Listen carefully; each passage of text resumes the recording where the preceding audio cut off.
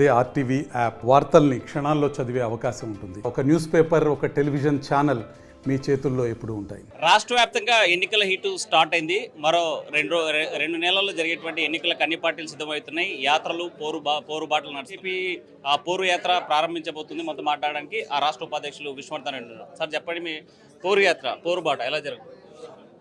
BJP రాష్ట్రంలో 21వ తేదీ నుంచి 29వ తేదీ వరకు యాత్రలు ప్రారంభిస్తున్నాం. ప్రజాపోరు పేరు మీద 21వ తేదీ రాష్ట్ర బీజేపీ అధ్యక్షురాలు విజయవాడలో ప్రారంభిస్తుంది. ఈ యాత్రకు సంబంధించి కేంద్రానికి సంబంధించినటువంటి కేంద్ర మంత్రులు, మాజీ ముఖ్యమంత్రులు, కేంద్ర జాతీయ నాయకులు కూడా దీంట్లో పాల్గొనడం జరుగుతుంది. 175 అసెంబ్లీ నియోజకవర్గాల్లో 25 పార్లమెంట్లో ఈ యాత్రలు ఉంటాయి. ప్రధానంగా చెప్పండి, రాష్ట్రంలో టీడీపీ, జనసేన, బీజేపీ పొత్తులకు సంబంధించి ఎప్పుడు ఖరారు కాబట్టి బీజేపీ 175 అసెంబ్లీ నియోజకవర్గాలకు 25 పార్లమెంటు నియోజకవర్గాలకు సంబంధించి పోటీ చేయడానికి ఇప్పటికే 2200 బయోడేటాలు తీసుకోవడం జరిగింది. ఒకే రోజు 25 పార్లమెంటు ఎన్నికల కార్యాలయాలు కూడా ప్రారంభించాం. మాకు ఈ రోజుకు బీజేపీ, జనసేన మాత్రమే పొత్తుంది. దీనికి అనుగుణంగానే జాతీయ పార్టీ మాకు సూచన చేసింది. భారతీయ జనతా పార్టీ ఆంధ్రప్రదేశ్లో ఏ రకమైనటువంటి పరిస్థితులు వచ్చినా కూడా అన్ని స్థానాలకు పోటీ చేయడానికి సిద్ధంగా ఉన్నామని చెప్పి జాతీయ పార్టీ ఆదేశించి దానికి అనుగుణంగా మేము ప్రయత్నాలు చేస్తున్నాం. రానున్న రోజుల్లో మిగతా పొత్తులకు సంబంధించి జాతీయ పార్టీ నిర్ణయిస్తుంది. ఇప్పటికైతే ఆంధ్రప్రదేశ్లో బీజేపీ, జనసేన మాత్రమే పొత్తుంది. బీజేపీ, జనసేన పొత్తుంది, కానీ జనసేన టీడీపీతో పొత్తు పెట్టుకుంది. దీన్ని ఎలా చూడాలి? ఎన్డీఏలో ఈ రోజుకు ఆంధ్రప్రదేశ్లో భాగస్వామ్యం ఉన్నటువంటి ఒక పార్టీ జనసేన. ఇతర పార్టీల వేదికల మీద కూడా పవన్ కళ్యాణ్ గారు విస్పష్టమైన ప్రకటన చేశారు. నేను ఎన్డీఏలో భాగస్వామిని, కేంద్ర ప్రభుత్వం యొక్క నరేంద్ర మోడీ గారి నేతృత్వంలో ఈరోజు నేను భాగస్వామిగా ఉన్నాను అనేటువంటి విషయాన్ని ఆయన చెప్పడం జరిగింది. ఎన్డీఏలో భాగస్వామిగా ఉన్నటువంటి పార్టీలు మిగతా వాళ్ళతో ఏ రకమైన సంబంధాలు ఉన్నాయి, ఏ రకమైనటువంటి రాజకీయ చర్చలు జరుపుకుంటారు అనేటువంటిది మాకు సంబంధం లేనటువంటి అంశం. ఆంధ్రప్రదేశ్లో బీజేపీ, జనసేన అయితే పొత్తు అనేటువంటి విషయాన్ని జాతీయ నాయకత్వం చెప్పింది. దానికి అనుగుణంగా ముందుకు పోతున్నాం. జాతీయ నాయకత్వం టీడీపీతో పొత్తుల్లో వెళ్ళాలి అంటే ఎన్ని సీట్లు అడగబోతున్నారు? ఎక్కడెక్కడ పోటీ చేయాలి? ఇప్పుడు జాతీయ నాయకత్వము తెలుగుదేశం పార్టీకి సంబంధించిన ఎన్నికల పొత్తుకు సంబంధించిన ప్రకటన చేస్తే, జాతీయ నాయకత్వం రాష్ట్ర పార్టీని అడిగితే ఆ రోజు మేము ఆంధ్రప్రదేశ్లో భారతీయ జనతా పార్టీకి కూర్చొని మేము జాతీయ నాయకత్వంతో మాట్లాడతాం తప్ప ఈరోజు ఇంకా ఊహాగణితమైనటువంటి ప్రశ్నలకు ఆంధ్రప్రదేశ్ భారతీయ జనతా పార్టీకి మేము సమాధానం చెప్పలేము. జాతీయ నాయకత్వం ఆ రకమైనటువంటి ప్రకటన చేసిన తర్వాత దాని మీద స్పందిస్తాం. ప్రకటన చేస్తే పొత్తులో ఎన్ని సీట్లు అడగాలనేటువంటి కన్ఫర్మ్గా ఏమన్నా అనుకున్నారు? పొత్తులు అనేటువంటి ప్రకటన రాకముందే సీట్లు సంఖ్య అనేటువంటిది ప్రశ్న ఎక్కడ ఉత్పన్నం అవుతుంది.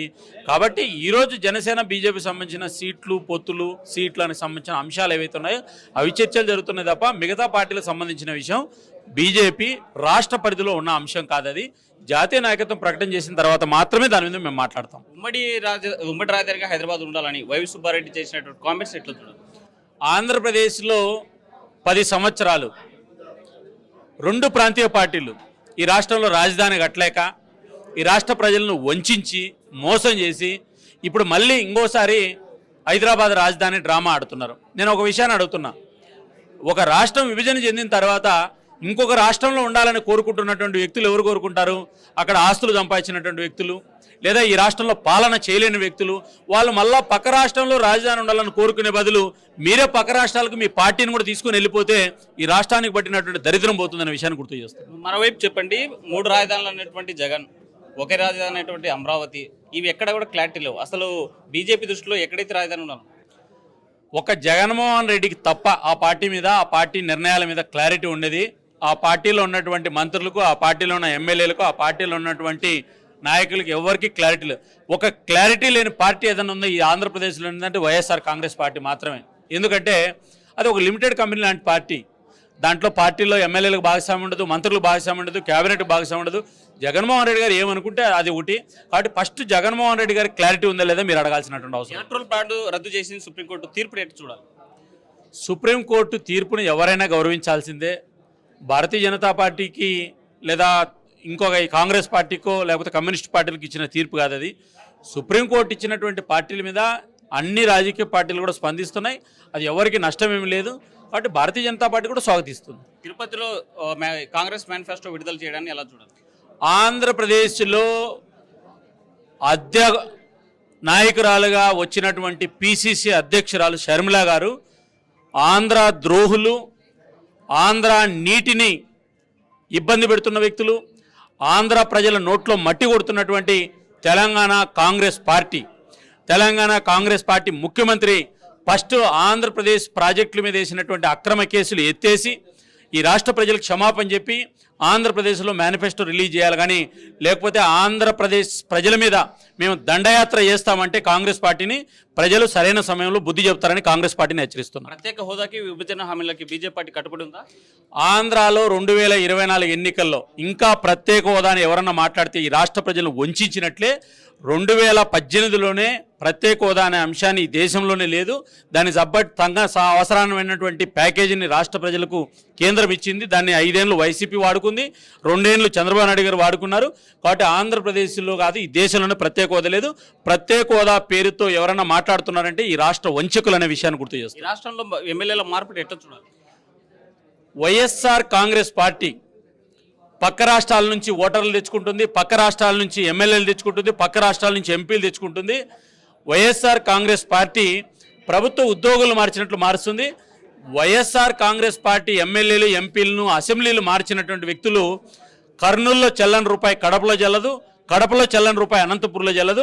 ఈ విషయాన్ని రాష్ట్ర ప్రజలు గుర్తించారు. వైఎస్ఆర్ కాంగ్రెస్ పార్టీ మాత్రమే గుర్తించలేదనే విషయాన్ని గుర్తు చేస్తారు. ఫైనల్ గా దొంగ ఓట్లు పెద్ద సంఖ్యలో నమోదయ్యాయి. దీని మీద ఎలక్షన్ కమిషన్ కూడా అన్ని పార్టీలు ఫిర్యాదు చేసినటువంటి పరిస్థితి. దీని ఎట్లా చూడాలి?